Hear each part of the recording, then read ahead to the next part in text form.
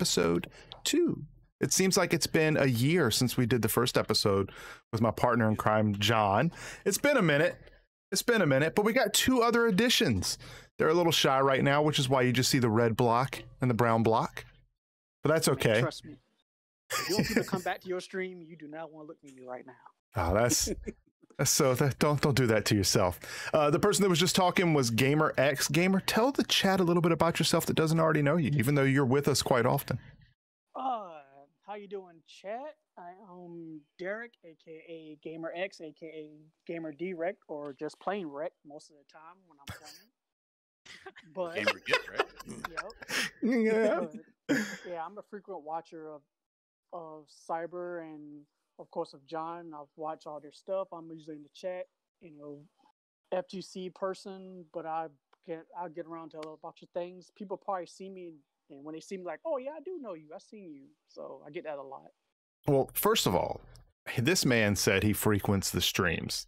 We've known this dude for almost 25 years. So yeah. let's just go ahead and bring it back a little bit. That's why we call this the coin op conversation, because we're taking it back to the arcade days, hence the picture in the back of Fun and Games, which was our stomping grounds. Not this one in particular, but in general. I shed a tear seeing that picture, man. Me too, man. I was trying to find one. So I found a video of the opening of Chesapeake Square Mall, the grand opening.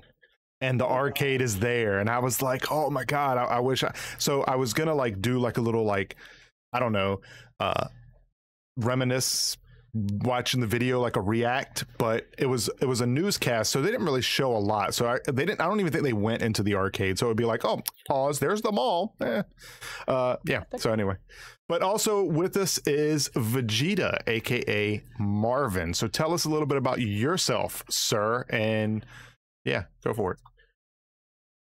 Not much to tell. I'm just a big nerd. All right, that's it. Credits. We're done here, guys. All right, cut the stream off. Everybody go home. Not 25 years though. I kind of came in a little bit after that. I don't know how long you guys knew each other before I met you guys. I'm pretty sure I met John. I think we talked about this last time. I think it was like after 2002, maybe. Yeah, right around. So probably 18 years that I've known him. God, it doesn't even seem like that long. Yeah, but me, I think I started coming around in 03 and 04, but I didn't really hang out with you guys till a little bit after that. Yeah, I think mainly I would have to look up when Soul Calibur 2 was out. That would probably be, or yeah, roughly around that era would probably be when you started hanging out for real. Well, yeah, because I used to see you guys play it all the time, and I was just like, I didn't really care about the game at the time, but yeah, no, you guys are what got me into competitive gaming. So even though I've been playing the fighting games before that, but I didn't know what that kind of stuff was till then. So it's actually crazy when it's weird because I can pinpoint a time when almost everyone that I have met got into the competitive nature of gaming, not just playing it, not just coming to the mall weekly, because that was a thing. Everybody would come to the mall weekly, but I can pinpoint a specific moment, like either your first tournament or your first initial win that was meaningful, that made you want to do more. I can almost pinpoint everybody's except for mine. I don't know where, I can tell you now, we could go on a story, which we're not going to do. We're not doing that, but I could go, we will, it'll happen, just not here. The story of how Street Fighter 2 grabbed me, right? As a game competitively, when I was 11, but it's a very long story because it's a journey. You got to walk with me in that journey. But I can almost pinpoint everybody's moment when they entered tournament scenes and wanted to be a competitive gamer. And then there's me, and I don't remember, I don't remember. Crazy, it is you genuinely don't remember. I can remember the tournaments, but I don't remember which one. That spark. I almost want to say the first one that I remember was Tekken Tag, right? And it was at Putt Putt, and people came from, at the time, Maryland, which was always a rival for Virginia, but they had come down to play us in Tekken Tag, and I had only seen one other player play at that level, and it wasn't me. So I was like, man, I want to be as good as them at Tekken. So, and then that was how I got into competitive Tekken. but not. I was at that point. I was already in a competitive scene from Street Fighter, so it's just different. So I mean, I don't JB says the fun and games, bruh. Yeah, man. You guys, there's stories that are gonna be told. They're gonna be told on this coin op conversation. Not this one specifically. There'll be some, but over the course of weeks, there's gonna be stuff told. I get that stupid feeling again, man. Because it was like I used to come in there before I came in there, like when it was like in its heyday, like when I was younger, like 5th grader. That place used to be popping, man. Had UMK3 where DDR was. That's the era I remember. So okay, yeah. So that's part of the point that I wanted to make when I talked about like arcades. You know, like it's so different when you look at it in a console point of view, because the fighting games in particular, you just download it, it's there, right? The hype is built for you. You know what I mean? Like you already see the trailers, you already know if your friends have got it or whatever. You can download it and start playing it right then, and the game gives you its trailer. Twitch or YouTube shows you people that are playing it and shows you the hype. For us, it was where the machine was in the arcade. If that machine was in the middle, oh yeah, if it was front and center, that's where everybody, that was the game you wanted to play, and that was the game that everybody wanted to be a part of. And the crowd is so important. What's up, gamer? Now, boss, matter of fact, this is how Small World FNG is. Like you said, it goes with what you were saying about the game being center. MK2 had just came out. You walk into the mall, you literally hear somebody getting killed. Like that's like Yep. that was like the loudest game. You walked in there, you heard somebody catching a fatality. I walk in, I see my boy Sandro. I knew Sandro from school. This is, as a matter of fact, through y'all, this is how I met Cyber. And I remember I was coming in there, and Sandro was killing everybody in that game. And he's one of the people who taught me how to play it. And I was sitting there going through, I was learning this stuff, and like the crowd behind that game was insane. Like it was a tournament. Like that's a tournament level stuff now. See how many people was around Mortal Kombat 2 at the time when it came out was crazy. But that's the arcade era, and just that buzz. That's what kept you coming back to fighting games. Like that was the thing that was addicting. I mean, like that. It's casuals. Yeah. Like I miss the quarter line, man. I miss the quarter line. The who's got next whenever somebody would show up.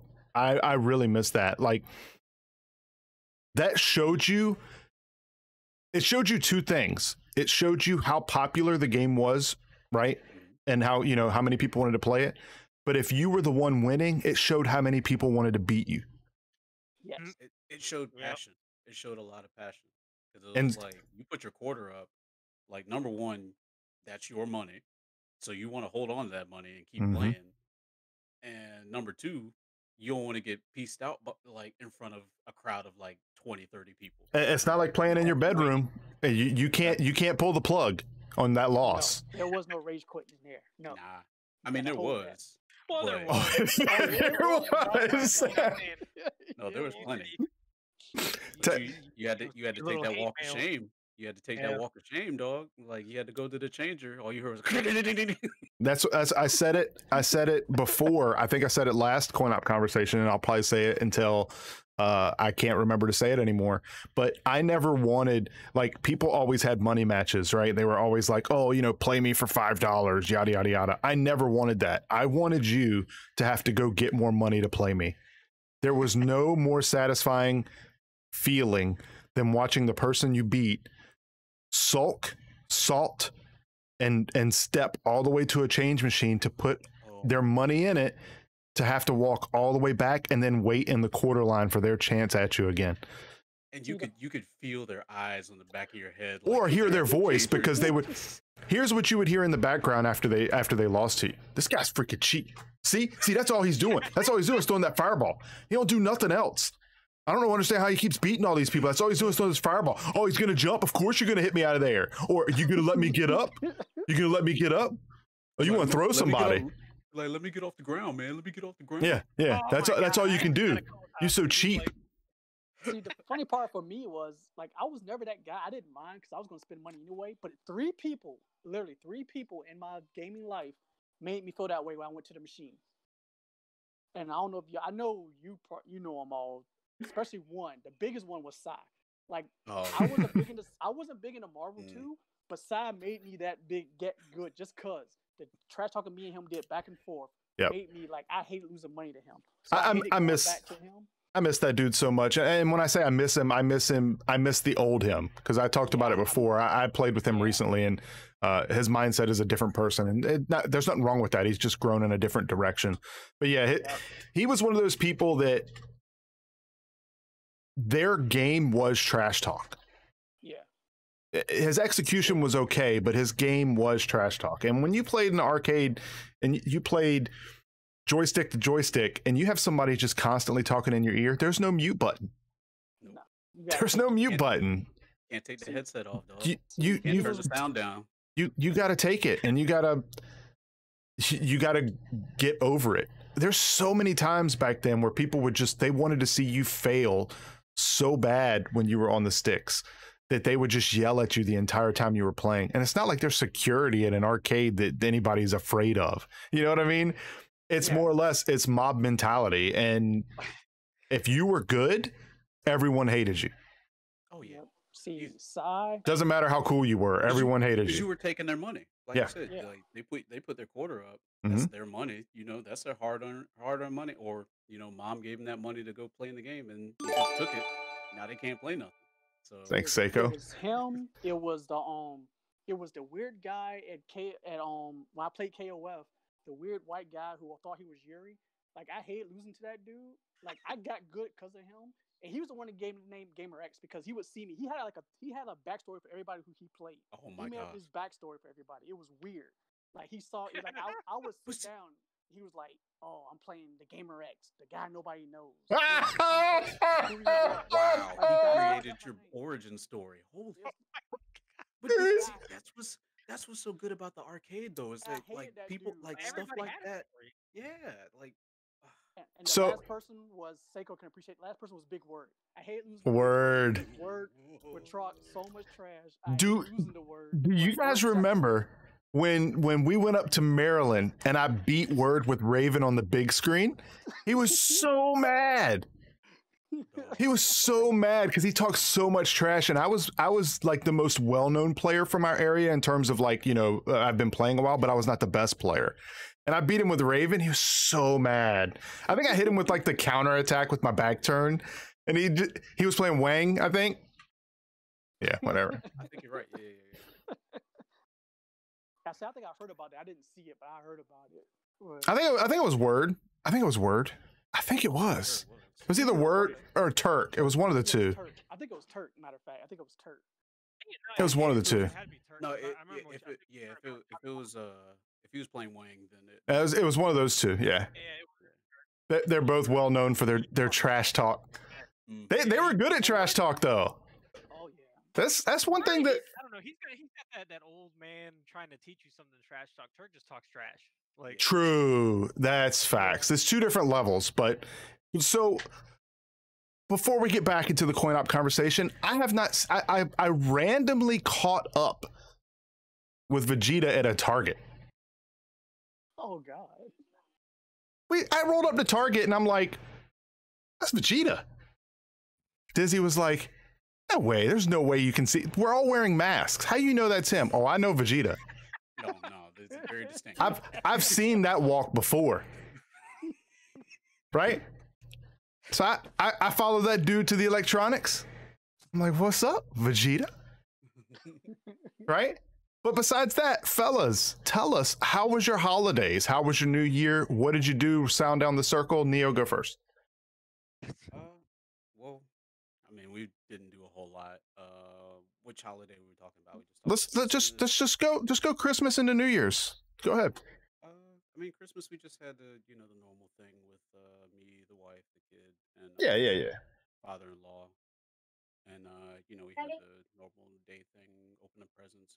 Although they decided to wake me up at like 5:30 in the morning to open presents, and I wasn't happy at all. So groggily opened the presents. Bro. When I was a kid, they told me to go back to sleep. So, like, it was like, no, go back to sleep and wait till like the sun comes up before you go downstairs and open presents. So, unfortunately, I didn't get the opportunity to say that. That's on me. That ain't gonna happen again this year.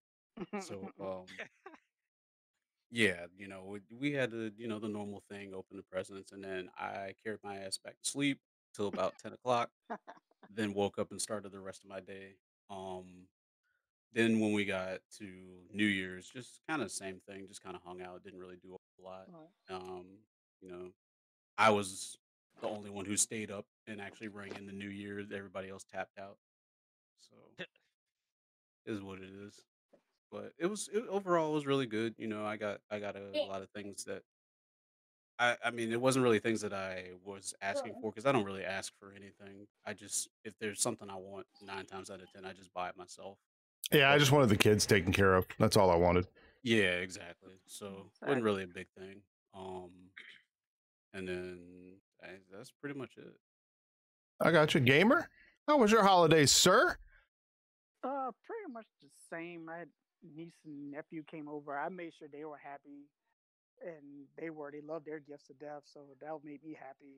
I usually don't get nothing back Facts. anyway. So I got a couple of gift cards. I was happy with that. I eat good off these, and that's it. The family chill. It was kind of weird though. It's kind of sad that normally this is the time that we get together with family, but of course with everything going on, you can't really go anywhere. Yeah. So this was like the first year I really didn't get to see anybody. Kind of get me down a little bit, but other than that, it still was a good time. Still enjoyed. They were happy, so I'm happy. All right, That's for Vegeta. me. Yep, Oh, that's it I'm for sorry. me. I'm sorry. You stopped. I didn't think you made it to New Year's. You were just Oh like, yeah, dang, still living in the New Year. past. No, I'm about to say New Year's. I was pretty much watching your stream for New Year's. That's so true. We that- rang it in on Fortnite. Yeah, that was it. That was my New Year's. So yeah, that's it for me. Vegeta, how was your holidays, sir? I don't know. That honestly felt like any other day, especially with COVID and all that Yeah, stuff. that was a big impact on last year. I think these days, though, in general, I thought about it. It just doesn't feel the same as it used to. And then, I mean, at least in my case, because my family's literally split up everywhere across 2 continents. That's true. So, That's very true. And at the moment, you couldn't travel to see them even if you wanted to, correct? yep, that's true. Yeah, that's tough, man. So, I mean, it was just me, my dad, and my brother. But we're not really. It's not like super warm and fuzzy, if I put it that way. But Right. I honestly, that entire week, I think I spent most of my time at work or playing Apex with Seiko. I think we did that on Christmas and New Year's too, man. Like, I was also raging on those 2 days, but that's not the point. It's so weird, Apex, man.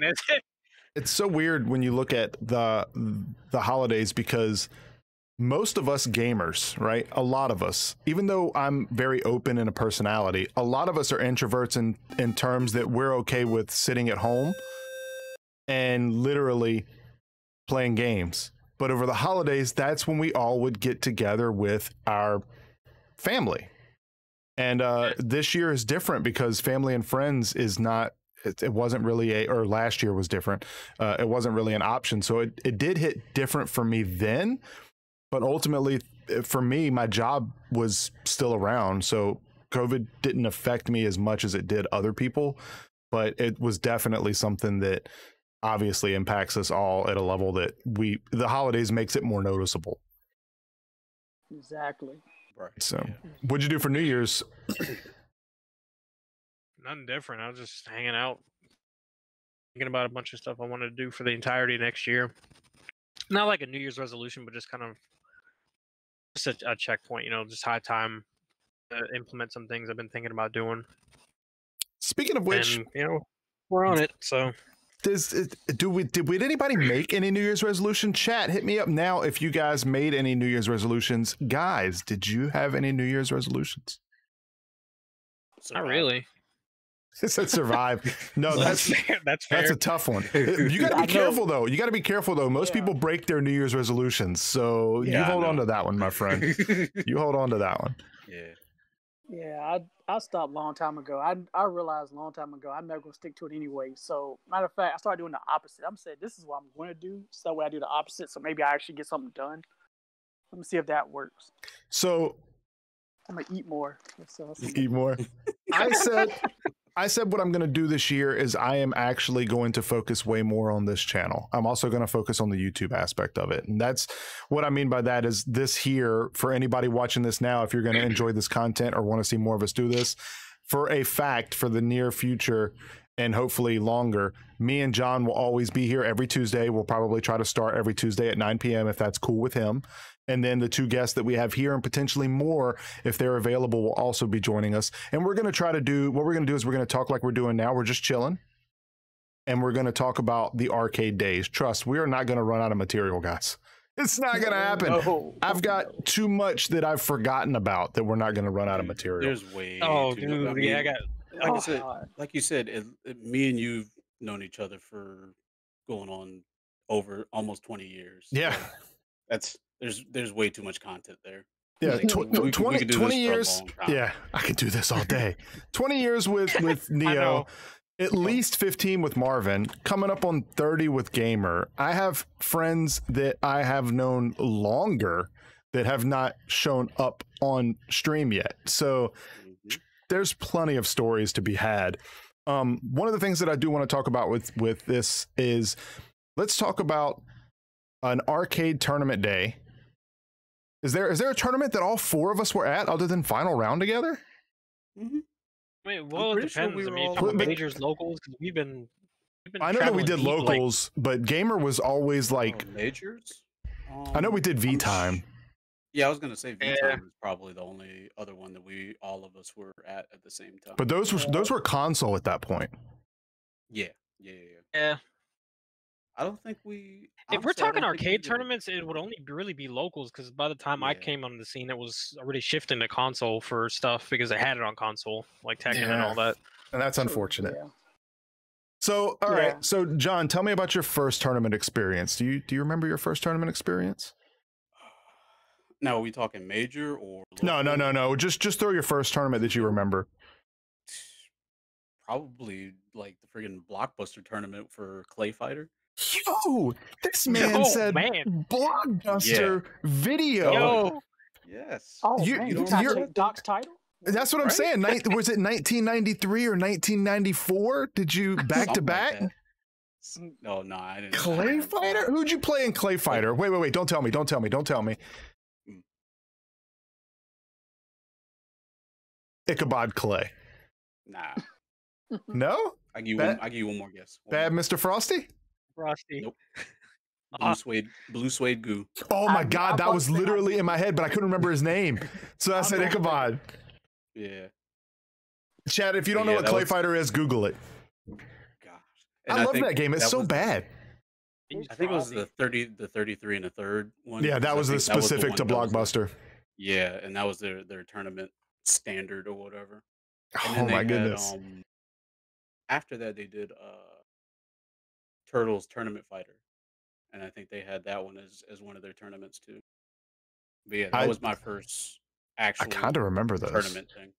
And I got whooped bad because like back then I didn't Oh, get to yeah, really yeah, play I against mean, people. So yeah, like, there were some that's- people that were just like Sweaty. really just it's just I was mashing buttons. I didn't know how to do anything. This was back when like They're I counting tried to frames mash- with Clay. bruh, like I'm mashing buttons trying to get fireballs to come out, and then a fireball accidentally comes out, and it's like, how you do that? And I was like, yeah, just- Do you mean the old Street Fighter 1 arcade machine? Hi, Paul! Hi, Paul! yeah. The true churning butter gang, because that's the only way that stuff would come out. You had to churn that butter. That was, Yeah. A lot of sticks were broken in the era of that. So look, okay, Street Fighter 1 arcade machine, right? For those who don't know what that is, it's Street Fighter. Just look it up. The game itself is what, from like 89, I think. Something like that. It's yeah. something like game that. is hilarious. Tell me why I didn't know until like March Madness in Philly, like in 2001, that one of the fighters, I can't remember his name, the Balrog style fighter, the boxer. Mm. What was his name? I don't remember his Mike. name. Mike. Was it? Mike. Was it Mike? I think it was Yeah. Mike. Mike Lee? No, what was it? I don't remember what it was. Mike sounds right. We'll call him Mike. Anyway, The all you had game came out in 87. 87. So Yeah. Wait, but that was probably the arcade machine that only had the 1 buttons, though, right? I don't know. It probably won't tell you that. But you only had to hit him once and then hold back to block because he didn't do chip damage, and he would just sit there and try to punch you until time ran out. Yeah, it was Mike. Yeah, you hit him once and then you get in the corner and just duck. He'll just keep punching, but he won't hit you, and you just sit that was there and block it. actually that was the original. The original one was that was one of the first games that had pressure sensitive buttons. Yep, that was the 1 buttons. Yep. Mm-hmm. So you had a punch and a kick, and you know Depending what? That's probably on what started people. No, it had 6 mash and buttons. harder. Yeah. Yeah, you know, It has people 6 like press the buttons, button but, harder. So Well, and no, the original one only had 2 buttons. yeah, and Oh, yeah, depending it's on like how the hard you original. pressed it Yeah. was either a jab, a strong, or fierce. And that was very unique in terms of if you think 1987, but really it was very stupid in terms of fighting games. Oh yeah. Well, I'm just glad they didn't come out with that for the era where Carlos and Maurice were playing, because Oh my god. No, that would have been busted. Everything would be a That would've first been punch busted. roundhouse. That would have been Everything busted. would be hard. Just strong attacks all day. You need like a crate of buttons with them. You be changing buttons like every 15 Yeah. minutes. Like everything would be a flaming Shoryuken. So yeah, because they were very violent in terms of their they were very violent. Like, it's weird, they were very Wait. violent to themselves, not necessarily. They didn't destroy True. other I don't people's know, property. bro. Was it you or Neo that we went to Green Bar one time and you just pointed to the Tekken cabinet and the metal part was dented in? I'm like, Mm-hmm. He like punched the yeah, speaker Carlos did that. and I'm like, oh yeah. my god. Was that Carlos, or was that Be More No, it was Devil? Carlos. Oh, okay. No, that was Carlos. Beamer No. just threw his No, controller. he past more the threw his arcade. controller and then like parts flew like left and right and he was looking for it. That's the arcade days, people. Dude, was that him? Was it Fun and Games? He like threw it and it went under a pinball machine and he couldn't No, find it. It went under Wave Runner. Wave Runner? Mhm. The big jet ski See, game. I didn't even know what happened because I was working and I remember he was in there and you guys were like, oh, he's been here for a while. He got demoted twice and I played him and demoted him. No, he got Then I demoted left. more I than went back twice. to work, and then you guys told me after I came back, they're like, "Yeah, we demoted him some more." Like he literally got demoted like 5-6 times. And his card was pretty much deemed worthless. It was pretty Yep. much deemed worthless. But They- overall, Like at that point, they should have just started taking the gold off of it, like just transferring it to whoever beat him. Just turn it into an ATM card. It's like, nah, just give me the custom. Speaking of which, man, I remember we did so much work, and for example, I did so much work with Jin, and I finally got his whole outfit. Got the angel wings and everything. I remember 2 that. weeks later, corrupted. I was pissed, dude. I hated when that happened. Corrupted cards. I remember that. Oh. I remember that. Dude, we went through so many cards. Dude, that was the I think that was like the start of my character crisis in Tekken. I had a card for every character. I believe that. I mean, really, remember I had a offhand card it was for, like, every character. Legend Wang, a Legend Rank Wang. When I first started playing, is what you had. I remember distinctly seeing that. Yep. And then I did Bake, and I had Hwoarang, I had Kazuya, I had Nina, I had Julia, Raven. Yeah, almost every character. Dude, come to think of it, I think like with Tekken 5 and like DR and all that, that was probably where all of us played the most characters. And that's because that game was really fun too. And one of the things that I miss, and unfortunately, John really came in at the tail end of it, and Marvin didn't get to see it at all. And that was the territory days. The territory Yeah. days were a whole nother level of coin Oh op my god. gaming. That's a weaker Right. version of it, Oh, but God. not like to the level you guys were talking about, like Oh, Marvel and all nah, that. nah. Nah, you Yeah, talking about like people completely coming from like different. Richmond trying to put a flag up on your machine, like Mhm. oh What? man. Oh, it Yeah, was trying to like- get like win streaks and stuff like that, and then put like, because remember when you got the win streaks, you could put your Name in, you initials. put your initials. Mhm. Oh, you mean like what we did to Richmond? Yeah. I mean, exactly. where do you think it came Right. from? But it was, but yeah, this yeah, was they kind of started it. They on kind of us, started though. it. Yeah. So for the fighting game community, for those listening who don't know exactly what we're talking about, the fighting game community in a nutshell back in the 90s, in the arcade era and into the early 2000s, was generally an arcade. We'll take Fun and Games, for instance, the arcade that we had behind us, and we had our group of regulars that were really good at said fighting game. We'll just say Street Fighter 2 just to make it simple. So we were all playing Street Fighter 2, but every arcade had regulars. right? Every arcade had their regulars that played specific games and played them well, depending if it's Pac-Man, Donkey Kong, so on and so forth. So we would have to go to each area and play. And remember, this is before internet forums or anything. Like the closest there thing wasn't you even had was, cell like, phones. yeah. So like a the lot of closest thing times you might have is like IRC chat, like in the early 2000s. Yeah, so you could Outside of chat that- online, and there was like news groups online as well through Yahoo news groups, I believe it was. But most of the time, what we did is we would go through, because at every mall, right, there was a phone book, and it would be attached to a phone booth. So you could pick it up and actually find arcade names for other areas. Okay, Freaking payphones, dog. and we would call the arcades and ask them if they had regulars there that played those games. And if they did, if the arcade attendant would be willing to tell them that we were coming, and we were coming to pretty much lay claim that our arcade is better than theirs. And so what would happen is, because of that communication, we would have 4 or 5 guys from Fun and Games. We'll say 5 guys in general.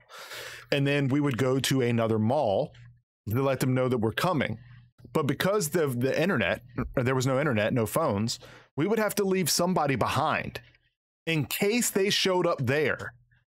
So that way they could hold down the home turf. That's how, like, it sounds stupid. Nah, bro. But that's how it was. Yeah. And That sounds like. And then I mean, like I said, it was different too, because like, let's say you would go to Lynn Haven Mall, right? And you show up there and there's nobody there, right?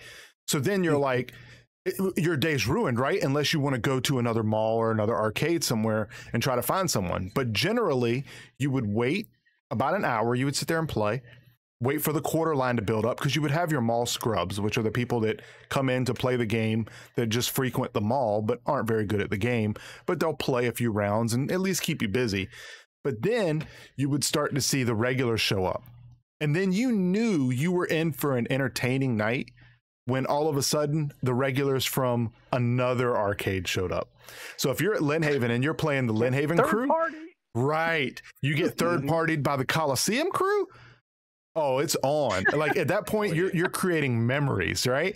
Because there was no other way to get these gatherings together. Like I said, there was no internet then. So to have a night that was magical, so to speak, it's pretty rare. And it was also pretty unanimous from everyone that Putt-Putt was the best place to go for competition. There was no denying that. And then Fun and Games, which was where. Now, which Putt-Putt though?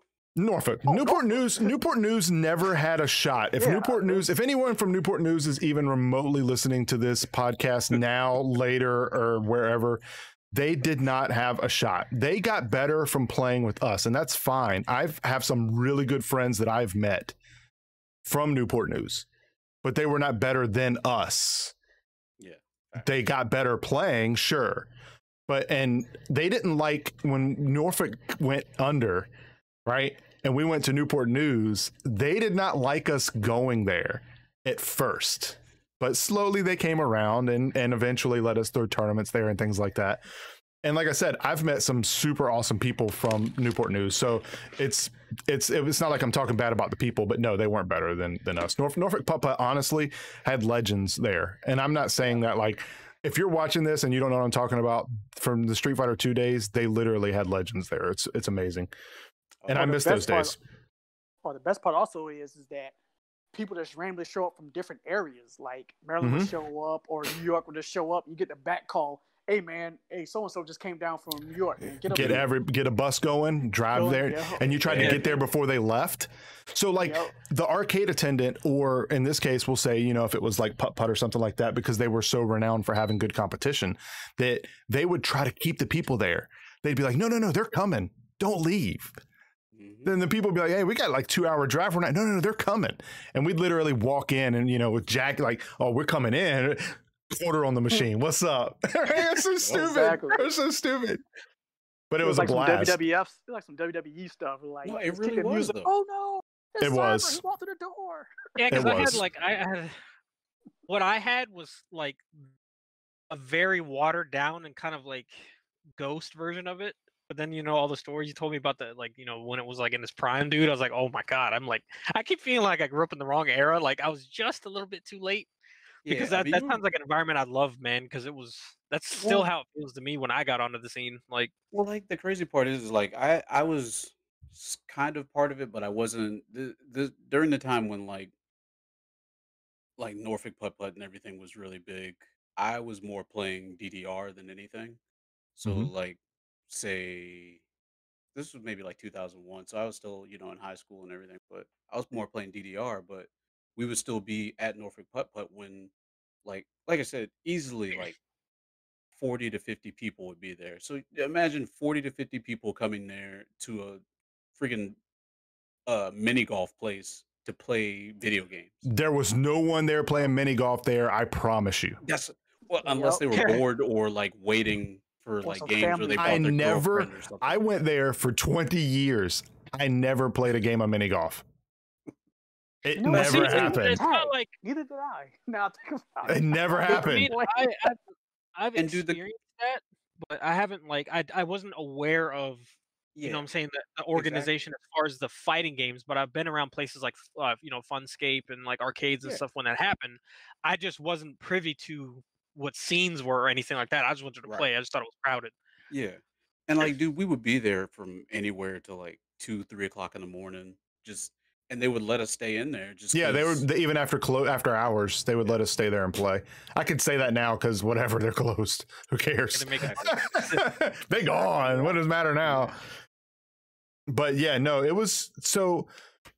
One of the things that I really enjoyed about that era is that you learned people and you got to know people for who they were because of the amount of time you spent there and amount of the downtime that you had. So if you're playing the game and you lost, if you're playing a console game, right? Like say right now we were all in a group lobby and we lost. If we were salty, we're just going to leave the lobby, maybe not play the game anymore. But also most of the time in the lobby, the people can't chat with each other. Most of the time they're just sitting there spectating, waiting for their chance to play another game. In this case, if you lost and you're in a crowd of 20 or 30 people waiting for your next chance to play, whether you're an introvert or not, you talked. You had to. And you got to know people in a personal level and in a personal way because a lot of the people were young, right? So you got to see their parents come in and how they interacted with their parents. And you got to learn, like what schools they went to and the type of people that they hung out with and the struggles that they dealt with playing video games, whether it was cool for them or the people they were with not being cool. And you just got to see a spectrum of different personalities all coming together to play one game, or in this case a bunch over the course of years, but whatever specific game that was. And in the console era, you don't get that. You don't get that 100%. And it doesn't mean you can't be good at it. Doesn't mean the game can't be fun. It doesn't mean that I'm taking anything away from it. Just I feel like for me, then I have met people online playing games that I still talk with now, but it's not like the people that I'm standing or sitting in this call with, or the people that I've met throughout the years that I've completely invested time into on a personal level, if that makes sense. I mean, even not even the people that, like some of the spectators or people just went there hang out. Like, I mean, I met a bunch of people at the arcade that I have friends now. Like you guys, like Red, Seiko, all those people I met at an arcade. Now, see, Seiko. By the time Seiko started traveling down to play with us, I was kind of like, I wasn't really playing much anymore. I think that was kind of like when I was kind of like on my way out in terms of playing Tekken, because he was like DR days, yeah, I would say it was DR and he was playing Dragunov, and at the time I know like you would still come to like the I guess monthlies or whatever, but yeah, I mean you weren't really playing. Yeah, I wasn't trying to think of strategy. I wasn't trying to get better. I was just playing the game for fun. There to hang out. But it's almost like you spent Tekken 5 like bringing in the last few like competitive players. I was giving my last bit of spirit. And you passed the torch or something, man. Because like the fact, like the like I said, it's till this day, it's so strange how you sucked me into like competing and stuff, and I didn't even notice it at first, like because I was just some random dude playing UMK3 with what was his name, Darman, I think. Darman. Yeah, and it was like some dude shows up. Yeah, can I play too? I'm like, yeah, sure. And I'm thinking, just like I said, I'm just watching some random Nightwolf player fight Darman and beats the brakes off him, and I'm like, oh, I'm in trouble. I'm like, I need to not hold back. Like I can't. I have to use my main character. Like none of this crap that we usually do. We're just like, oh, let me pick the secondary. No, that's how I met Trent. And then it was just he beat me down, leave, and I'm like, crap. Let me take over his game or whatever. But then he'd always leave like a nugget of wisdom, and eventually it just started growing to the point where I didn't even notice the improvements. And then just that's how I met like Trent, and then he just kind of went from there, and that's how I got into everything. Yeah, it's real weird. Oh, go ahead, Gamer. Go ahead. No, I was about to say that's what I loved about the arcade era compared to like online now. Like the biggest thing I would say the difference between the two is, especially when John brings up DDR, the people you see hanging around DDR, dog, they like would never hang on each walks of other. life. Yeah, they would never hang on. walks. And I met some good friends who I have like only thing that we had more in common than what I thought, but on a glance, you'd be like, how are these people hanging out with each other? But the game brings everybody together, and that's what arcades did. And that was the cool part about it. Online doesn't do that. Like it can't replace that. I mean, it has the opposite effect. It's almost like teaches isolationism and like arrogance, and then when those people do come together, it's just like this really like there's this dark cloud overhead as opposed to just meeting people. It's more of it's weird, man. It just doesn't feel the same. And here's the funny part: how I got into DDR was because of fighting games. That was the ECC that we went to. And me and Fumi sat there and we saw it. You mean the ECC where? You mean it's the ECC where I left that guy in Jersey? That ECC? What was it? That ECC? Oh yeah, where we left him under. It wasn't him asleep. Yeah, he was asleep under a pinball machine. And we dipped. Yeah, because Justin Wong was sleeping on that same was sleeping on another machine, and he was out there too. He said, "Don't leave me." And I didn't know him, but y'all knew him. And y'all was like, I said, we're leaving him. I was like, okay. I take 100. Look. I take 100% of that blame. I will tell the entire story if we ever need to. I don't know if I have on the last Coin-Op conversation, but that dude got left in Jersey. If he's ever watching this again, you deserved it. And I don't know how he got back. We know it. We never found out to this day. I don't know. I didn't want to ask. I didn't want to ask because he should be under a pinball machine. No, he showed up at Putt Putt like the next weekend, right? I'm sitting there. We're playing Marvel 2, right? And then he sits there and he puts his quarter. I'm like, hey. I swear they shipped him back. Like he was asleep. They put him in a box and they shipped him. Like I don't know how he got back. What's up, man? And look, without missing a beat, he looks at me and he goes, dude, I fell asleep under a pinball machine, man. I'm sorry. Yeah, you sure did. You sure did. We couldn't find you. Meanwhile, a beat was like, Dad, we were looking for you too, man. Couldn't find you. Oh my Don't know where you were. I was trying to. He was under the Addams Family pinball machine. Y'all are the worst people ever. No, I didn't know the guy. Nope. I told that dude before we went up there that we didn't have room for him. And he took a one-way trip bus up there and tried to get a ride back with us. I mean, that's because we was leaving and he was like, y'all going up there? I want to go too. Yeah, and I was like, nope, I don't know this dude. Like I said before, I had to ask Fumi's mom. Yeah, I remember that. For him to be able to go with us because he was underage. Oh, yeah. So I was pretty much responsible for him. So I had to go and like talk to his mom and family and be like, look, your kid's gifted. I'll take responsibility for him. Let's go up there. I didn't know this other dude. I didn't know him at all. Like this was spirit of the moment. You talking about the most spirit of the moment thing. Like it was the weekend before a major tournament, right? Keep in mind, like I said, the internet was Shoryuken had just really gotten off. Shoryuken.com had really just gotten off the like rails, like growing.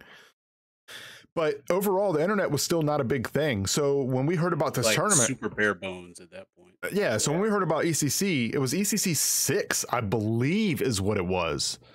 And we were like, it was the weekend before, and I was like, man, I really wanted to go. Like, I wanted to show my talent, right? I'm like, man, I want to go. And then Gamer, out of nowhere, we're just sitting there playing. Gamer's like, shoot, I'll take you. I'm like, what? He's like, yeah, we'll go. I'm like, for real? Like, I thought it was like, just chit chat. And he's like, no, let's go. okay. So Fumi was like, I would really like to go too. And I'm like, well, yeah, we got to get you going. He's like, but I don't know if my parents are going to agree to it. I'm like, I got you. I went over his house. Yep. And like, it's crazy too, because when he got back to my house after ECC was over, like he had to, like he was all worried because we got back so late. He thought they were going to be mad at him, and he was trying to drive home at like 4 a.m. from my house to his house, which was like an hour drive. I'm like, dude, no, I got this, dude. Just go to sleep. I got you. We'll take care of it in the morning. And they didn't mind. I mean, they knew what had happened, and it's fine. But that was literally the start of me and Fumi's Virginia dominance. That was the start of it.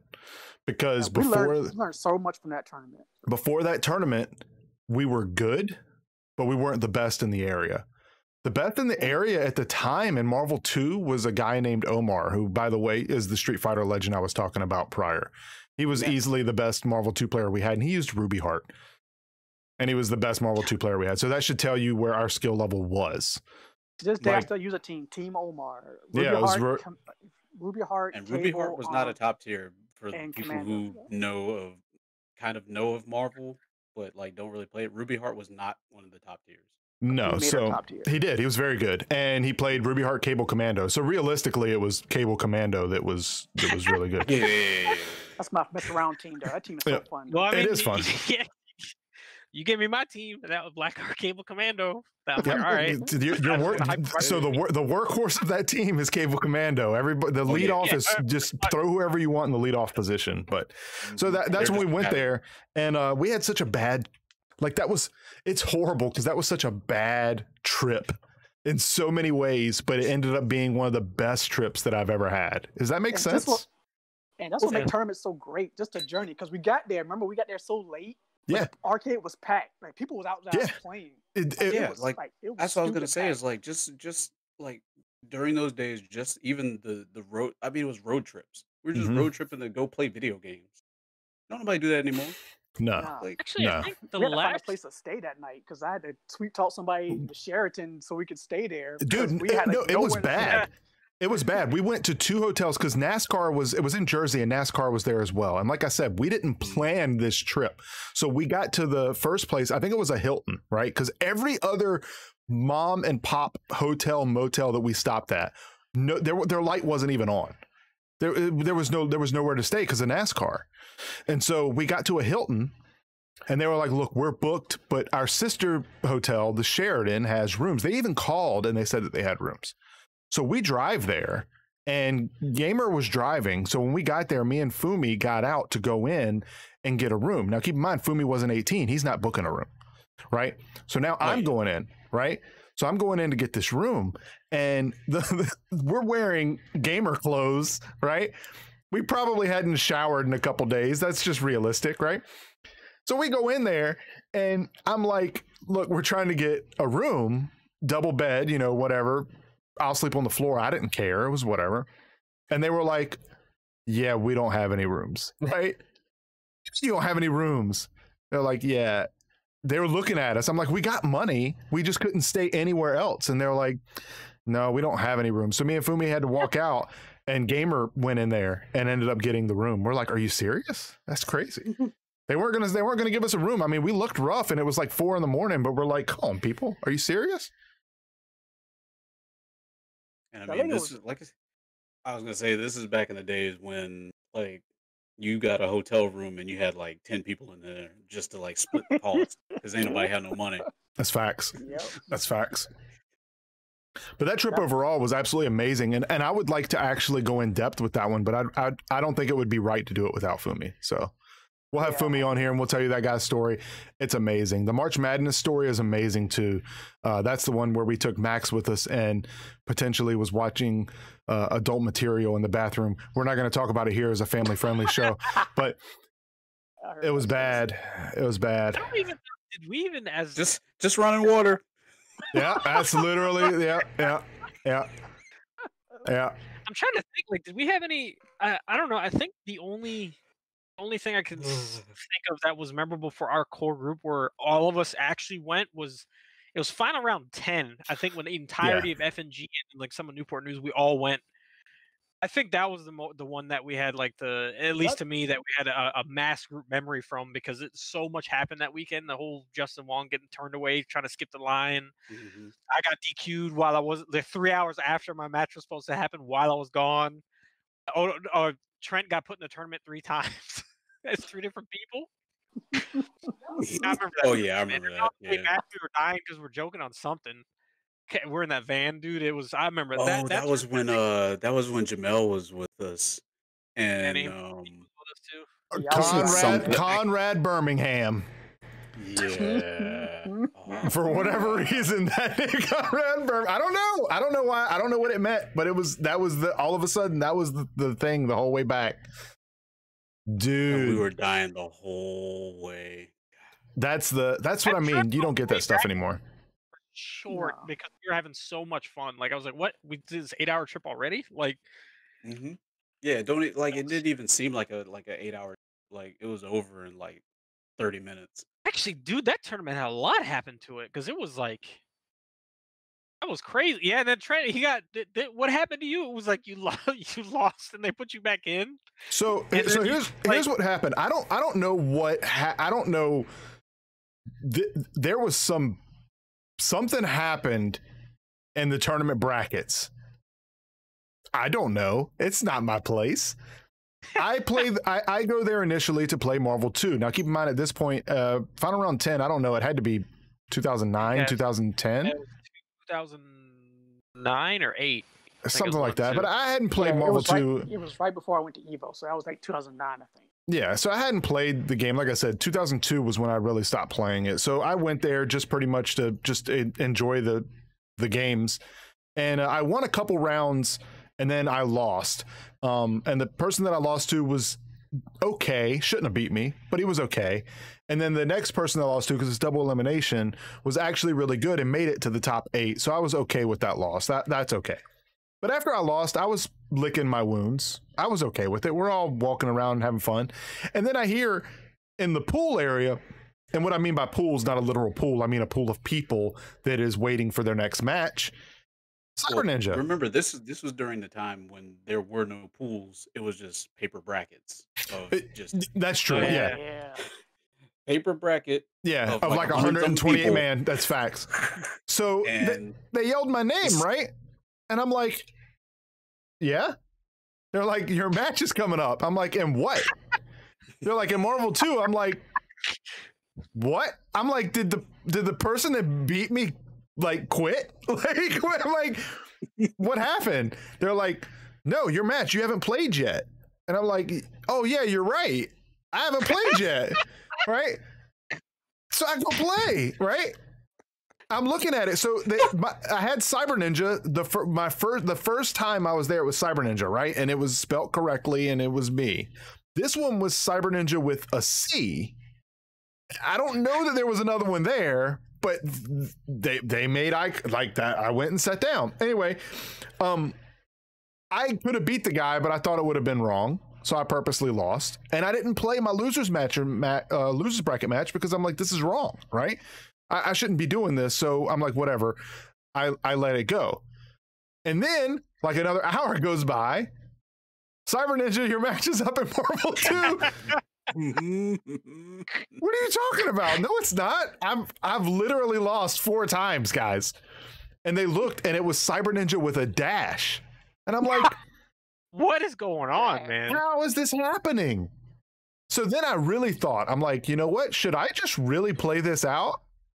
But I was like, no, I just had him take my name off of it. I was like, maybe I should really play this out, right? No. Wait, that was also that was the year when we were watching whoever, because Dreamcast had custom Marvels where we had, that was like the most bomb soundtrack I've ever heard from Marvel. It was my favorite soundtrack for the game. I wish, I don't know. Nowadays, how to get you DMCA'd. Yeah, you can't do it on here. Yeah, absolutely. I want to say that was the year also that I was playing, because it was Tekken 5. I don't know if I'm pretty sure it was DR. And yeah, it was like the last DR tournament. And for those who don't know, in the arcade days, I played on the joystick for the arcade. That's all I played on. I couldn't play on the control pads that you see me playing Fortnite on. I cannot play a fighting game on this. You can't pay me enough to play a fighting game on this. I cannot do it. I am horrible. If they paid you enough, you would learn. No, I wouldn't. I can tell you now, there is no paycheck big enough. I'm telling you, it's not. My fingers won't do it. I'm old. I believe, rheumatoid arthritis. I don't know. I can't do it. So anyway, I learned how to play the character Julia on a pad because I didn't have a joystick for the PlayStation. And I went there and actually got really far in the tournament playing Julia on a control pad. I was very proud of myself. It was like a 2-week-old Julia. I didn't even play her. Because you're like, I don't know how I'm doing this. I'm like, when I'm watching your matches, I'm like, you look like you play the character on a pad. I played her on a pad because she was the easiest to pick up on the pad because I couldn't do Bake on a pad. So I'm like, I'll just play Julia because she's simple. 4-4-1. Yeah, 4-4-1, and then that's your juggle. So either way, that was fun. But that's. I never went. I went to a couple final rounds, but I shied away from final rounds originally because it was notorious for being a console tournament, and I was an arcade purist. So I respect what that organization in terms of the final round has brought in terms of like the future. But back then, I poo-pooed it. I ain't gonna lie. I'd be like, no, I don't respect. It's consoles.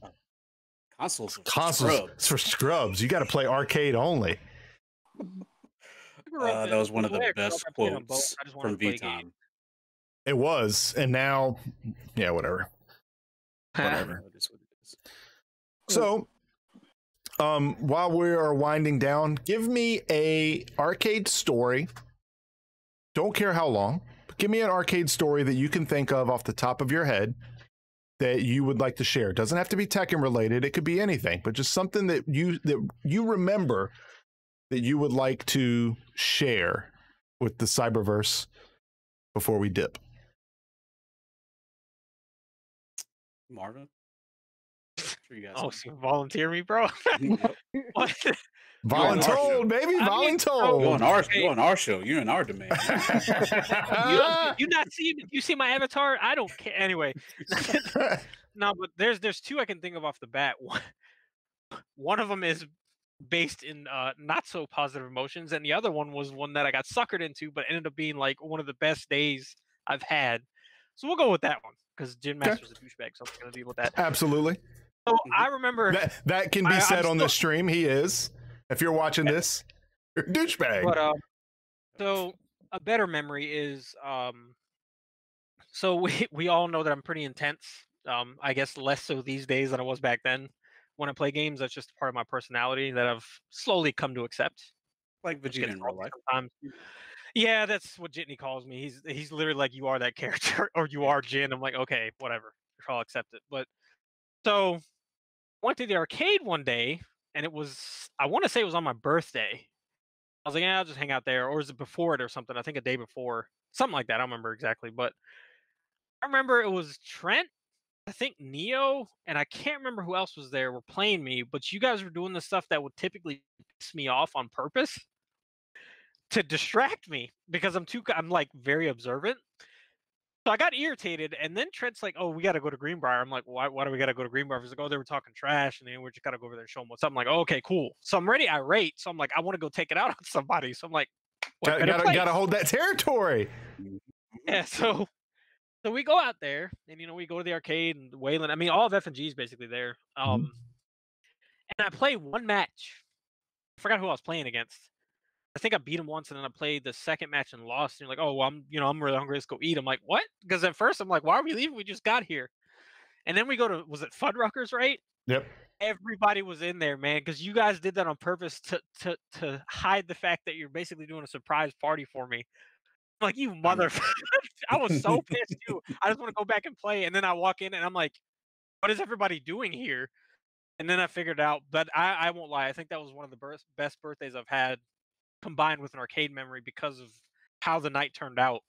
And how it was the one time that the group managed to sucker me using my own emotions to freaking like blind me to what's going on. Oh man, that was a good time, man. And that was pretty much all Wayland that came up with that doing the Fuddruckers thing, and we just hopped on board and pretty much were like, okay, don't worry. I was like, I can keep him busy. You ain't got to worry about it. I'll keep him busy. So he was stressed. He was thinking that you were going to figure it out or not want to go to Fuddruckers. I'm like, no, we got this. Don't worry about it, man. We got this. We're going to get him there. Dude, yeah, it worked. Oh, actually, coincidentally, you know what that turned into, right? Because that was the birthday where I forgot who did it. You got me Gears of War, and that turned into a whole other thing with us. That was that. Like I said, God, I wish we'd have recorded that.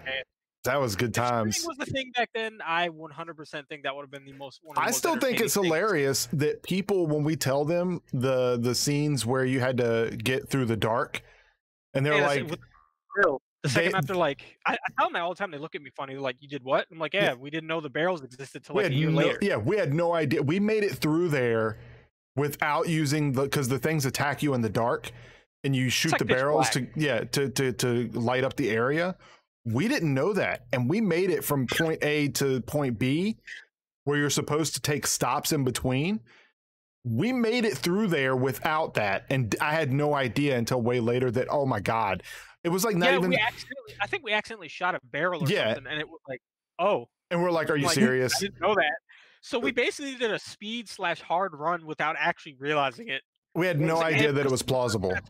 Like, how did you do that? I'm like, I don't know. Almost impossible. That part is. It was possible, bro. we did it. I promise you. But I can't believe that. Like, we were getting so mad. That was easily the hardest part in the game, which is actually one of the easiest parts in the game. It was the most fun we had though, because it was great. we were hiding my cover, and all of a sudden, you just died like instantly. I'm like, what happened? You're like, I don't know. I got shot or something. So then we're sneaking around, like maybe and then I saw what happened to him because he got ate up. I'm like, oh, dude. I'm like, it's like those things from Pitch Black, and that's how it started, bro. And it was. And then it's so weird. Like, dude. Oh God, like, yeah. I took the light off him. But we ended up body bagging the last boss, and like it was like record time, and everybody talked about how hard that boss was, and he never did anything to us. He never did anything. We killed him. It was weird. It was weird. Our game was bugged. All right, gamer, what do you got? Oh man, I got so many. I wouldn't even know where to start. Like, pick one. Oh man. One that jumps out at you. One that jumps out. I think one that really jumps out is it's pretty much it's a typical weekend at Norfolk Putt-Putt. But you always get some random person who's not really the group, but you play with them a lot. It was this older dude, Stefan, who was always up there. And he had a nickname for everybody. Either it was appropriate or inappropriate. Like one of the Asian dudes I played with KOF, he called him Tokyo. Dude wasn't from Japan. He was anything but Japanese. That was his nickname, Tokyo. That is 100% accurate, and he actually ended up taking the name and just told people that's what his name was.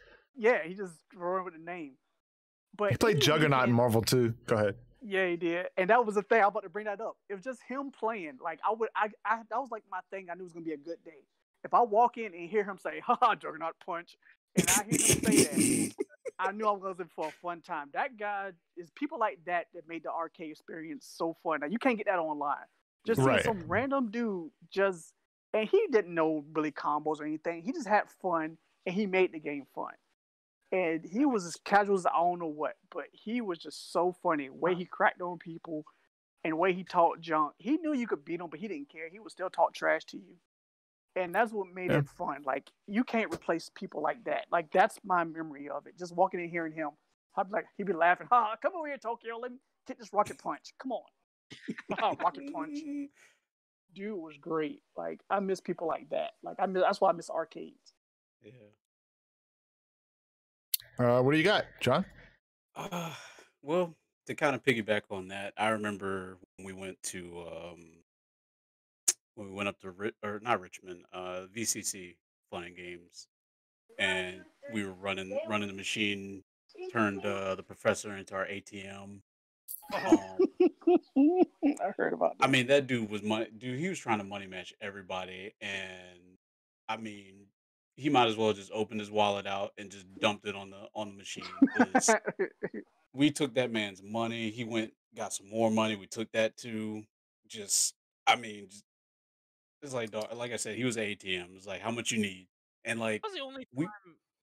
Well, no, like everybody else was running them, but then I think it was Who Dat Who that tried to play him, and Who that was the first one that he beat, and everybody was like, "Damn, Who that? What happened, man?" It's like, how you gonna be the only person to not beat this dude? Oh my god. But I didn't even know the guy who beat him. I was like, I don't even like Steve. yeah, dude, it Yeah, was so I bad. remember Professor. I remember him. But No, wasn't that was the same weekend? That was the only time I've ever seen our area kind of like band together though, because we were usually at each other's throats. cohesive unit. We all went up there, dude, and the win streak was a 35 streak, and it said what did it say, like I can't remember what Aries put for it, but it was something to let him know that it was all of us that beat the crap, dude. It was 35 win streak, bro. That's a lot of money. There's a lot of money. Man. I think it was like 75 cents to play up there too, wasn't it? Something stupid like that. Yeah, it was Yeah, like random. yeah, it Oh my was. God. Yeah, it was 75. For Well, real? it was Tony. Tony put crazy prices because he was trying to recoup his It money. didn't matter. We only spent 75 cents. Exactly. we were trading off. We were trading off on him and everything. Like, it was bad. Playing We get busted backfire. up. Alrighty then. It's your turn now. Oh, geez. I would say one of my favorite arcade memories would be. Who's that talking in the background? Gamer, you got family over? Yeah, sorry, it's my niece and nephew. Sorry. That's all good. It's like an arcade atmosphere. Little children in the background. It's fine. That's how it was. Probably asking, got playing ticket games, asking for like bouncy balls and Oh I- man. yeah, the yeah. boneless Whistles ticket and- games. I would say one of my spider rings. one of my favorite moments was I knew from earlier when I said F&G was one of the better players and it was like Putt Putt and then F&G. When it came to Mortal Kombat 2 and Ultimate Mortal Kombat 3, I knew during its prime there was no one that I couldn't beat. That's not an ego. That's just facts.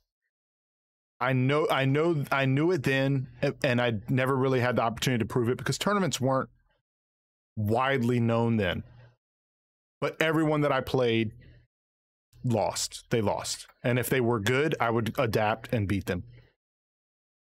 When I went to March Madness in like 2000 something, I don't remember what it was, maybe 2001, 2002. And they had the UMK3 tournament. And I hadn't touched the game in at least 8 years. And these people were still playing it on a daily and prepping for this tournament. And I went in the first round and I beat the first dude. I beat the brakes off him so bad that Arturo Sanchez, Sabin, right, ran out of the arcade to tell his New York buddies that I was godlike. And he put money on me for every single person that I went up against in that tournament that I was going to beat them. And it was just a cool moment because I knew in my mind that I was that good of a player. But to see someone else of a stature of that also see that and be like, yo, I've never seen someone play the character like this. Yeah, that was a cool moment because you didn't get that validation back then other than the people you're playing, if you're better than them, you're not getting recognition. To see someone who was already notable be like, hey, this guy's actually really good. And I'm like, yeah, and I haven't touched this game in years. That's not an ego. It was just, I knew. I mean, it's just confidence. It was reaffirmation. That's what it was. Yeah, and it was great. Now, I didn't win that tournament, but I got third. And the people that I lost to were still people that played it. They're probably playing it now as we talk. So I'm okay with losing to them. But if it was same time, they wouldn't have stood a chance. Just throwing that out there. But it was cool to see that because I wasn't playing to get recognition. I was playing it just for the fun of it. And then once he saw that and said that, I was like, now I want to play. Now I'm here to win. I was just playing for fun. We won't talk about how I won in Marvel 2 and they shut the tournament down. I mean, Mortal Kombat 2, and then they said the tournament was over. But hey, whatever, it is what it is. It's like, oh, all of a sudden there's a split pot. Yeah, what's that, Vegeta? So you made the whole arcade rage quit. Didn't you say that's not possible? yeah, you can't pull the plug, but they did. They pulled the plug. They're like, oh, we can't finish it. That's another story for another time. How would you guys like to see gaming go this year for 2021? Do you guys want to see us do more in-person events, or you guys want to see more games that focus on the online play? Oh, shoot. In person is not even a question. Like, I got so many great memories of just not even the tournament moments, but just, oh God, just side stuff, money matches, trips, things that happen at a hotel, that's why if anybody wonder why my old self still goes to fighting game tournaments, it's because of that. Because you never know what you're going to get. Like would you say they're like, it's like a box of chocolates? Yeah, it's like a box. You never know what you're going to get. You don't. Like, to see people lose money matches is hilarious. Like, I've been just famous clips, like the clip where Pork Chop is singing, like everybody's singing to God, what's that dude's name? I can't remember the guy's name. What's that? You was there. Yeah, Fred Distance, and we were all singing when he was getting whooped. That was so funny, man. That was great. I remember that. Or even back in Tekken 6 when Big Word whooped up on Bloodhawk and took all his money, and Seiko was in the back and said, "Whoop, this is over with," and he just walked off and took off. Or even back to ECC, like my first round opponent was a little kid that I didn't know who the heck he was. He was from Cali. It was Ricky Ortiz. This is, it's like, who's this kid with this little Hello Kitty backpack? Let me whoop this little kid. And before I sat down, she's talented. Next thing you know, he's shaking my hand saying, "Good games." I'm like, what the heck happened? She's talented. She's talented. I beat her in Marvel 2, but she's good. She's good. Yeah. You can't get that online. Like, I would never enter an online tournament. If I do, it's just to help people out or for the fun of it. But I want to go to at least one more good offline tournament. Like, I miss that. Do you think they're going to have a major this year? I hope so. God, I hope so. I don't know. I think people want to be cautious, and you can't blame them. I know Japan is doing them, but they're like invitational. The same in Korea. I don't know if we'll do them. If we do, it'll probably be like that, like a small invitational thing. Yeah, because they're doing the Street Fighter League right now, right? So they're doing that, and people are getting tested, and they're living in like a little bubble area. Mortal Kombat's doing it too. They have. Like, they are for MK. I didn't know that. So I guess we'll probably see more of the popular vote gets in. You won't see any outsiders. Yeah, but I mean, content's content, right? I guess. And that's what makes fighting games better to me than any other esport. Like, those guys are like for FPSs and League and Dota. Like, those are people who are like the exclusive club. But for us, any Joe can come in there and play and whoop up. You get guys who plays on a guitar, guys playing on a steering wheel. Like, that stuff you would never get nowhere else but FGC. And I don't want that to go away yet. So I hear you. So what do you want to see in the future for this year, John? I mean, I hate to be the bearer of bad news, but I doubt very seriously that we'll be doing anything for this year, in person. Yeah. I mean, it's just I just don't see it happening. I know Vandy tweeted about 2022. Mm-hmm. Yeah. KIT. Yeah, Ian already said that. Yeah. Yeah, a lot of places or a lot of TOs are waiting for 2022 just to even think about, attempting an in-person major, just given, waiting for vaccines and, having to basically redo how everything's set. Because I mean, if you ever have been to a major tournament, there's no social distancing. Everybody is like literally on top of you. Like, people are like swapping controllers. Oh yeah, no, it's a cesspool. I mean, yeah, dude, it's like that is like the exact opposite of everything that you need to do as far as like not spreading anything. I mean, you got to think we had nicknames for like the I don't even know what you really call it, the suds that you got from being at tournaments. Evola, I say yeah, it's the con crud. You get the same thing from conventions. Con crud. Yeah, I mean, and this was bad. This is before. This is pre-COVID. So I mean, right. And then you also have to look at. I was gonna say you also have to look at how much, like, TOs were already putting into, because it becomes a thing of, TOs do take a certain amount of responsibility for having people absolutely in a large area like that. So it's like you take on that responsibility, and then you also have to put money into that. So it's like and if it has to cancel, they lose that money. Exactly. So you have to look at attendee safety, organization, all that stuff. I just feel like another year to really see how things go before we even have a conversation about in person. Now, don't get me wrong, and I mean, I know you guys see me post and tweet about it all the time, that I miss tournaments. I miss being with you guys, miss being with, like, all the people that I've met over the years. Like, it sucks. But I mean, until we get things locked down, I don't see it happening anytime soon. Yeah. Yeah, I agree. What about you, Vegeta? What do you want to see for the future of 2021 and gaming?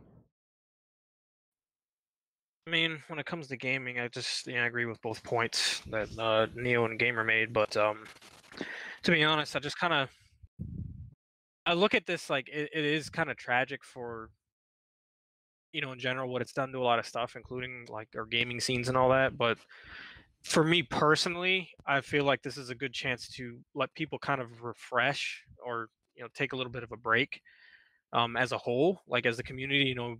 May have gotten burned out at some point or things got stale. And to me, I kind of look at this as like everybody's kind of off doing their own thing for a year or two in the quote unquote time chamber. And then when the first major comes back, if it's safe enough to do so, I think it's going to be like another jump starter, just really massive because people have missed it so much. And then you may see new talent, old heads returning. Like for me, I want to be one of the ones that makes the big impact. So I feel like that's kind of the silver lining to this whole situation. So I just hope people stay safe, really, and just get ready for when things pop back off. That's all I can really ask for. Yeah, excellent point. This could be used as a a reset, refresh. Not only for us as players, but even as TOs, they can come back and say, okay, let's do something real big to celebrate everybody coming back, or maybe even somebody can do something special, like like we talked about the arcade days. I think Break is still open, like it's still around, still a thing. Like really? Yeah, like I don't think they ever closed their doors. Like wow. Ooh, wait. 8 on the break? Wow. Yeah, I don't know. They used to still stream stuff. They used to stream weeklies. Now something could have happened between. I mean, this has been like almost a couple years since I kept up with that scene out there. Right. So it could have been. This might have been a nail in the coffin because it's kind of hard to come back from something like this. Yeah. Arcades were dying before this. COVID definitely killed them if there were any left. I don't think there is any, but if there was, they're gone. Like, I think like the major ones, like the really big ones that like, I think what Mike Watson had the one that was like free to, where you could go in and free to play. Was it Watson? I think it was. Yeah. And then Super Arcade. Yeah. I think they closed the doors. Did they? Year. Yeah. So right before stuff kicked off. Yeah. So, and then I'm the Best asked about what the state was for Evo. Honestly, with all the controversy that went on before COVID, I don't know. I think they just rebrand. Honestly, I think Evo was bigger than that controversy, especially because it dealt with one person that really nobody really liked anyway. So I think they were kind of glad they got rid of him. To me, it's like a management change kind of thing. Yeah. I mean, like not to put this example out there, but let's look at Subway. We all know what happened with that, right? Just because the guy that made it or owned it is gone, like Subway's still around. Yeah, same. Yeah, but that's what I mean. They rebranded, though. I mean, it's still the same name, but they came off different. Obviously, I would like to see Evo go in a different direction as far as like I feel like they should go back to games as opposed to being like the big convention thing that they became. Because like I think they like became bigger than like I don't know. It felt like they kind of superseded themselves. You know, it just became like I a big corporate thing. I got to experience it for myself. I'm not sure. It didn't bother me too much. It was the Yeah. gaming was still a huge part of it. Yeah. The convention part was kind of small to me. It just it felt like both, like a hybrid. Right. Yeah, I mean, Yeah, man. Like, bro, when you hit I don't know. I don't know. Yeah, I don't know that. I don't know. We'll see. We'll see what the future holds. Unfortunately, I don't know the state of it in terms of what's going on internally. But as far as the COVID situation goes, in my opinion, I would love to see offline tournaments again. But I'm kind of the old head now where I watch it more on Twitch and YouTube than I do going to the events, but I like seeing the live events. Like I don't like watching them play online. I would rather see them play in person. Yeah, and I would much rather go to a in-person event, but until I start getting back on the grind and until that happens, I probably wouldn't attend another event unless the boys here were going and they asked me to go with them. And then with my job, time permitting, I would as well. Chitin says arcades are not like the arcades that we're used to, but he works in the arcade industry still. And he has 2 that are open and they're doing well, but they're mainly redemption basically. And that's kind of the unfortunate reality of arcades now, is that they're a shell of what they used to be, while at the same time, they're kind of what was always keeping them alive. They are the life support that kept them alive, if that makes sense. That's all they are now, is attraction games and redemption. The days of beat 'em ups, good ones anyway, good shooters, they're all gone. I mean, you get the gimmicky ones like the VR ones and stuff now in Dave and Buster's, but you don't get the, I don't know, it's weird. You don't get the new weekly SNK fighter in the arcade where, you know, 4 different games where it had Ultraman and Godzilla fighting each other. You don't get those games anymore. Now you get, you know, the VR headset where it has to put you in a roller coaster seat and you really don't play, you just watch. Or the grab, you know, the crane machine that you can't really pick up the stuffed animal out of, but you spent $20 trying anyway. Hey, I got a Sonic plushie. I got a Sonic plushie and only use 4. He said he got a Sonic plushie. I got banned. I got banned from a game that you could win prizes from. It was 2 metal pegs, and they were around a bar. So if it was like 2 metal pegs like this, and they were around a bar, and the bar did the maze, and if you touched the bar, you would the game would be over. So you had to take the 2 metal pegs and go around it and not touch it. And I had it so perfect that I could win every time. And since I was an employee of said area, I was told I was no longer allowed to play that game or I would lose my job because I could win all the prizes in the game. Chitin says I could put 30 fighters in a room and make as much as I do with 1 crane. Exactly. And that's unfortunate. Yeah, that's what I mean. It's unfortunate. Cranes are there, but that's not a game though, Chitin. Come on, that's not a game. That's not really an arcade. See, look, this up here says fun, right? Fun and games. There's no games in the crane machine. It's you put in your money and thank you. You don't walk out with nothing, and if you do, you just got lucky. Yeah, I did, because that's how I got my Xbox 360. It's from a crane machine. Wow. I wasn't trying to win it. Trent was over here winning all the PSPs and DSs at the I remember that. machine, bro. Stacker, That's true. UFO Catcher is the most popular arcade machine in Japan. This is true. Gacha games are actually really, really matter of fact, I think popular in Japan. Wasn't there a time? I think I walked into F&G and I think Cyber had just played, and there's some little kid won a PSP. Oh my God, Stacker! Yeah. God, I was so mad. that was hilarious. Because that game, little spoiler alert for those that play those games, you can't win them until they reach a certain threshold. Spoiler! I'm not throwing that out there. I'm blackballed from the industry now. So I knew that it was close, and I tried to get that PSP. And I couldn't, and some little kid comes in. I mean, kid comes in there and just puts his money in Like, it was literally like, so as you guys see this picture behind me, right? That's pretty much like the equivalent of a stacker machine. He literally walked in, put his money in, and was just stacking them up. And the game gets easier. I know, Chitin, I'm ruining your industry. The game gets easier, and he goes, doop, doop, doop, doop, doop, doop, doop. Oh, I won. What do I want? PSP. Like, come on, man. And he takes it, and his parents are like, what? God, I'm salty. I work there, right? I gotta go in back and get this thing for this kid. Here you go, kid. Here's your PSP that I spent my money trying to get. It was great from my point of view because I'm walking in. This little kid is just happy as on the what with his parents. I can see Cyber's face, and he's just salty. He was like as on staring at it the whole time. He was like hoping that like the kid was gonna stop playing. It was like he was running out of money.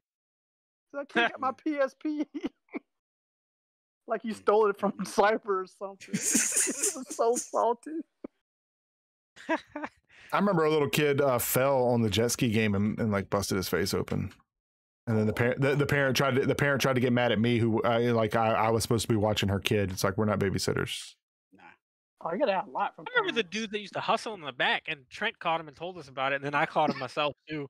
Yeah, I remember that. Except I got slick because I went around. Came in the back door. Yeah, so I came in the back door. I'm like, "What are you doing, bro?" I'm like, "Can we tell you not to do that back here again?" He's like, "Oh my bad." The kids who used to steal the basketballs out of the shoot to win or whatever. Yeah, man. I ended up working there, man. It's like so weird how the world turns, bro. Small world, bro. I remember it was funny. I actually remember a time when you know, the person we don't talk about that much, Milton used to always hang up there. Because when the kid tried to steal a basketball and he took the basketball from the kid, he was like, "Thank you," and put it right back in the face. Dude, he'll randomly message me on Facebook and be like, "We need to play Tekken." Ooh. Me. I don't still play Tekken, man. Like, I'd like to. I have it, but yeah, what are you talking about? Like, what? Yeah, here Randall sent me a message through Snapchat. I'm like, bro, what the Snapchat? Yeah. Send you a picture of Jack 5, like we gotta play. And an honorable mention for we had arcade stories. I think we can unanimously agree that one of the best ones we had was, because we're all there for this, the first night that we got Tekken 5 VR and we're playing after hours. That was the funniest. Oh god. Oh my god, dude. Carlos was so mad. Like, and the jokes he was cracking on Lily. I will never forget that night. Dude, that was so great.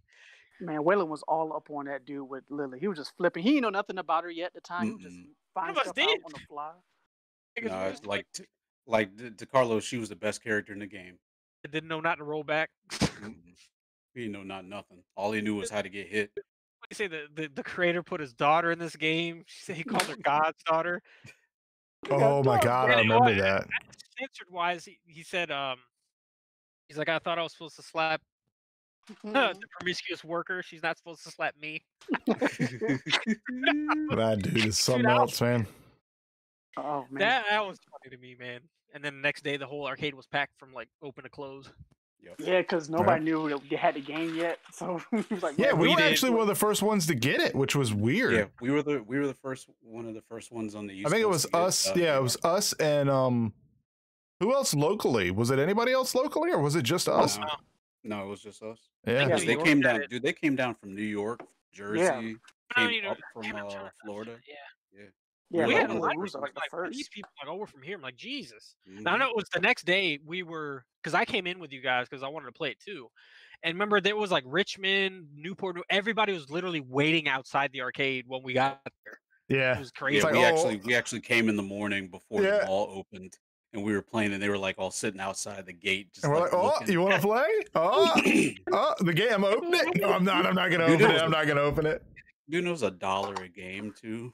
Yeah, bro, it was expensive. How much money do you think he made off that machine? Actually, we would know because we did the collections for it. How about to say y'all did the books? I'm sure it paid for itself. I'm almost positive it paid for itself. First week, or you said, or first couple days, it paid for itself already. Yeah. Yeah, I think was Chitin the manager then? Yeah, he was still there. So Chitin would definitely was the know. manager there at the time. Yeah. Chitin would definitely know. I'm pretty sure between Tekken and DDR, that arcade made a killing for a long time. Oh yeah. Oh, DDR was just dumb. We had Max 2 before a lot of areas did too. So a lot of the DDR players from like up north came down. Because I remember what was his name? Chef, Pyro Freeze, a bunch of the like big name DDR players came down and played because we were like didn't y'all make some good money also off of Initial D or no? Yep. Initial D make a pretty good money, but we were kind of behind it. I was gonna say Greenbrier had the other one. Yeah, they updated theirs before we updated ours. Chitin said I was 2 steps out the door, but still around. He was making me do the Nag's Head run by then. Oh, that's right. Yeah. I gotta say, like, that's another thing about the arcades. And next week, guys, if all 4 of you want to get on, I know me and John will be here, but what we can talk about next week is narrow it down to a specific game and try to keep it genre specific. But what I miss about the arcade era is not knowing what you were going to find. You know what I mean? You could go to an arcade, and if that arcade had a game that nowhere else had it, it's not like you could go to your local GameStop and purchase it. You couldn't go to YouTube and watch a playthrough. You had to go and play it. And not all arcades had the same games either. So that's what I mean. Yeah. It was cool. Yeah, it was like cool to find. Yeah, I know exactly what you're talking about, man. Like, because like for me, let's see what's here. Super Turbo was only at Putt Putt and only at Waterside. Fun and Games didn't have Super Turbo for a long time. They just had Hyper Fighting. And so if I wanted to play Super Turbo, my options were go get Annihilated at Putt Putt. And when I mean Annihilated, I mean Annihilated. Or it was a one-player game. You just watch yourself die. Or go to Waterside, which was nowhere near me, and play against tourists, because tourists would go to Waterside, you know?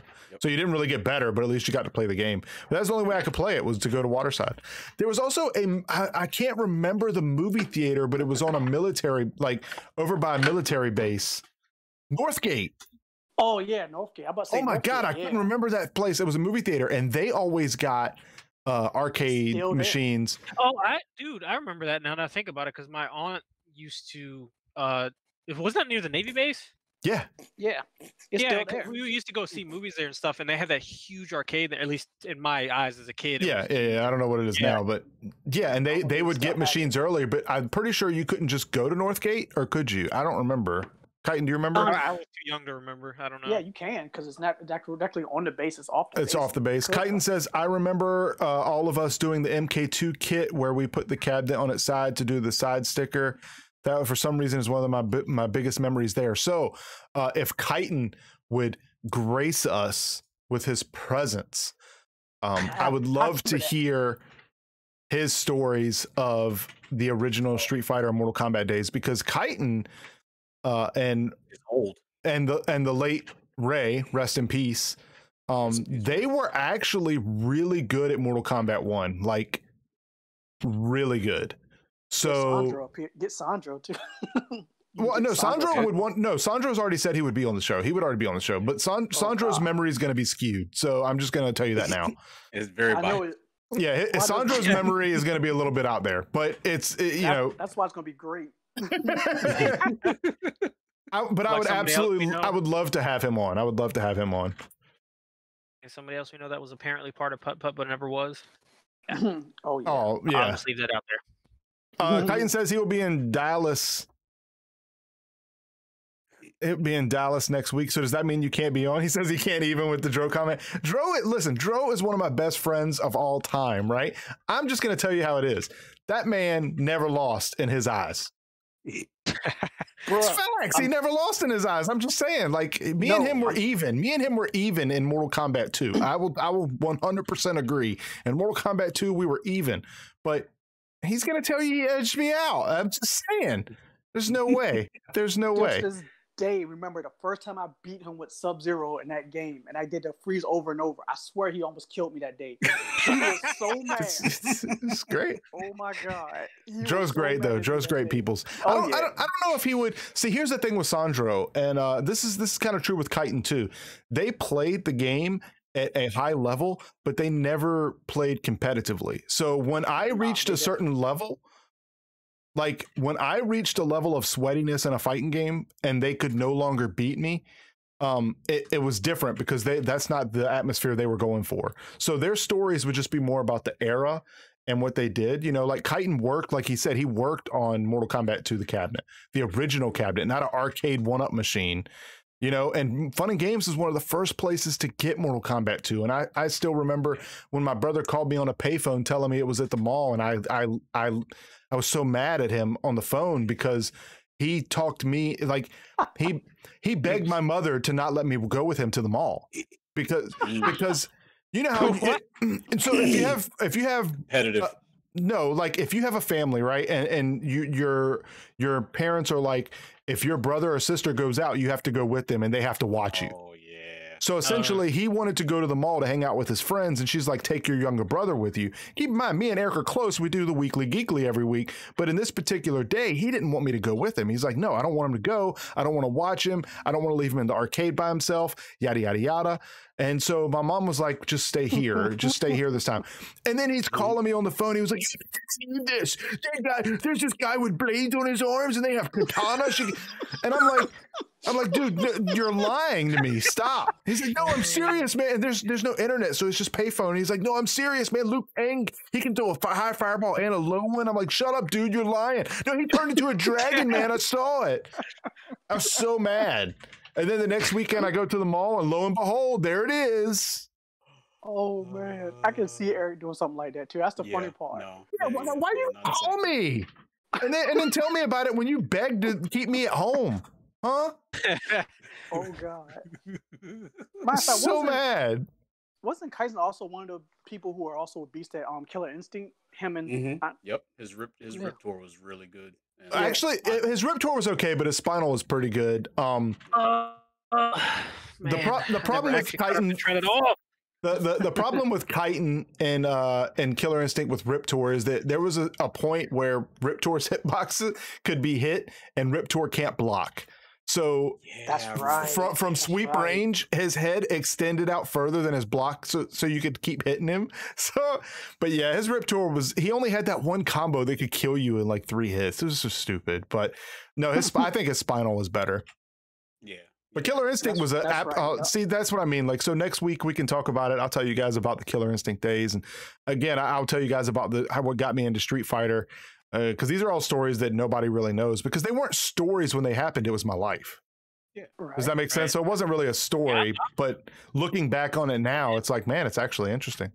And like I said, we got almost 20 years worth of content. We're going to be here for. Yeah, we ain't going nowhere. Killer Instinct Chip 1, absolutely. I hated 1.5. 1.5 and higher was horrible Killer Instinct. Killer Instinct itself was only good in Chip 1. Anything past that, if anybody says they like that better, they're lying. My problem with fighting games was I like to have fun, and I don't care if I win or lose just to have fun. Yeah, that's what losers say, Kyton. Cut the stream off. Cut it off. That's what losers say. Cut it off. Cut it off. Cut it off. They say they enjoyed just like to have fun. Hit the button. Wrap it up. That's what true Cyber Ninja came out right there. I get what he's saying. The crowd was there. I remember I felt bad, right? Kyton, he said 1v1 me in Virtua Fighter. No, we're done there. So he told me there was I don't remember what it was, Kyton. Was it it wasn't a 4th of July. It was something. There was an event going on. And Kyton likes to dabble in the sauce a little bit, right? He likes to drink. We were at Putt Putt playing Marvel 2. And I only had 2 tokens left. And I'm like, okay, look, let me finish this last 2 tokens and then we'll go out to this area. So, you can go socialize, drink. And he's like, all right, cool. I ended up having like a 52 game win streak in Marvel 2. I felt so bad at the time, but I was also at the same time, I was like, hey, I got a 52 game win streak. But in that game, right, each game in that, unless you're like nowadays with Sentinel and Magneto, which is not the case then, those matches would last between 2-3 minutes. 52 game win streak. Yeah, I felt bad. I don't even know if we made it. I don't think we made it to the event. If we did, it was like during fireworks. I don't think it was 4th of July though. It was something like that. I don't remember what it was, but He got me back. He got me back though, because there was a time where it was 3 o'clock in the morning and we were cleaning the arcade out and vacuuming the floor, and we were listening on the radio, and they were talking about Black Sabbath coming for their last ever concert, which didn't end up being true, but we didn't know that at the time. And I'm like, man, I would love to see Black Sabbath. And Chitin's like, yeah, you know, I've seen them there, you know, it's pretty good. I'm like, sure. And then the radio station was giving away tickets, and 10 minutes later Chitin wins tickets, and I'm like, oh, we're gonna go see Black Sabbath. And he called some girl and asked her to go with him to see Black Sabbath after I just got finished helping him clean an arcade at 3 o'clock in the morning and telling him I wanted to go. But now I know why he did that, and that's because of what I did at Marvel 2. So touche, my friend. I understand. The stories. Old and patient. The stories. Old and patient. Me and the fan played a crap ton of Top Skater. Oh yeah, Top Skater. That was a good game. That soundtrack was absolutely amazing. So was Crazy Taxi. Crazy Taxi was my game. See, chat. We could literally be here all night. We can't do this. We'll be back at this again Tuesday night at 9 o'clock. Yep. Tuesday night at 9 o'clock. Right. And if Chitin is available, Chitin can jump in, even if he is in Dallas. It's just Discord, my friend. Yeah, you can get it on your phone. Yep. Exactly. Jump in. Mobile device, so whatever it is. You guys stay on Discord for a second. We'll wrap this up now. And then, so what do you guys got going on? John, do you have anything going on you want to tell the people about before we get out of here? Not really. I mean, the only time I really get up here is for this, or like if Phasmo, you guys want to check me out on my Twitch channel, which is twitch.tv/NeoSeanWoo_.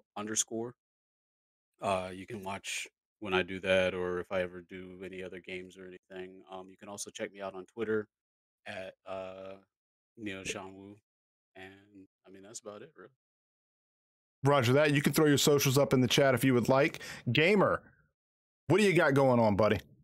Oh man, to be honest, I got nothing going on. Wait. I don't mean to interrupt you, because something just dawned on me. Is this the same I'm the Best from Lynnhaven? The Magneto player, the kid? Wow, is it? And we got to wait for him to catch up, because he could be on mobile. Yeah. That name forever. Is it? If it's not, it's coincidence. I get it. No worries. But if it is, what's up, dude? You still playing poker or anything? Anyway, we'll give him time to respond. Go ahead, Gamer. Finish up. Oh, I was just saying, like, not really. I'm like, if you see me around, I'm not really big on social media and stuff, so I don't really socialize like that. So I'm either hanging out in the Cyberverse or hanging out in, I'm in somebody's stream, but. Professional lurker, I respect it. Exactly. I respect it, and always a pleasure playing games when you do play with us, sir. Vegeta, hit us with it, my friend. What do you got going on? Nothing, man. I'm just lurking. All right, wrap it up. We're good here. Apparently, he's got nothing going on, chat, so we're just gonna dip out of here. We're done. No.